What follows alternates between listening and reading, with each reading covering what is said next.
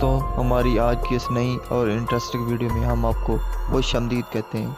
दोस्तों, आज की इस वीडियो में हम आपको हैरत अंगेज़ मंजर दिखाएंगे और इसके साथ ही घरों में बनाए जाने वाले खुफिया मकामात। वीडियो की तरफ जाने से पहले आप हमारे इस चैनल को सब्सक्राइब कर दें और इस वीडियो को भी लाइक कर दें और इस वीडियो को ज़्यादा से ज़्यादा शेयर करें।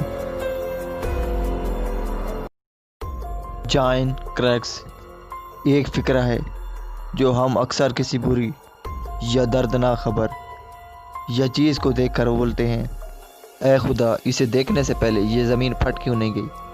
तो मैं आपको बता दूं, ये बात सच हो रही है। पिछले कुछ सालों से दुनिया के अलग अलग हिस्सों से ज़मीन फटने की खौफनाक खबरें आ रही हैं।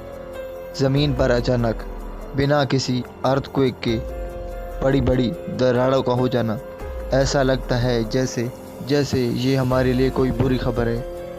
और ज़मीन फटने के ये वाक़या दिन ब दिन तेज़ी से बढ़ते जा रहे हैं। 2005 में इथोपिया में ऐसी बहुत बड़ी दरार बिना किसी ज़लज़ले के बन गई। ये दरार 35 मील लंबी और कई जगहों पर 20 फीट चौड़ी थी। साइंटिस्ट का मानना है कि ये दरार एक नए समंदर बनने की तरफ इशारा है। आने वाले कुछ सालों में अफ्रीका का ये हिस्सा बरे आज़म अफ्रीका से अलग हो जाएगा। लेकिन ये इथोपिया दरार पीरों में भी देखी गई है और ये दरार 100 मीटर से भी चौड़ी और 15 किलोमीटर लंबी है। और इसके अलावा भी बोलिविया के आइलैंड में भी बहुत बड़ी दरार पड़ी थी जिसने पूरी झील को अपने अंदर संभाल लिया था। इसके अलावा दुनिया के कई ममालिक में ऐसी दरारें देखी जा चुकी हैं जो दिन ब दिन मज़ीद बढ़ती और खुलती जा रही हैं। माहिरीन का कहना है कि ये दरारें ज़मीन के अंदर कमज़ोर होने की वजह से हो रही हैं। आई सुनामी एक रियल नेचुरल फिनोमेना है। ठंडे इलाकों में सर्दी के मौसम में अक्सर समंदर और झील का पानी जमकर बर्फ़ की मोटी चादर में बदल जाता है। जमी हुई बर्फ़ जब तेज़ी से हवाओं और लहरों की वजह से जब टूटकर किनारों पर जमा होने लगता है तो उसे आई सुनामी कहते हैं। सर्दी ख़त्म होने के बाद आई सुनामी का ख़तरा और भी ज़्यादा बढ़ जाता है।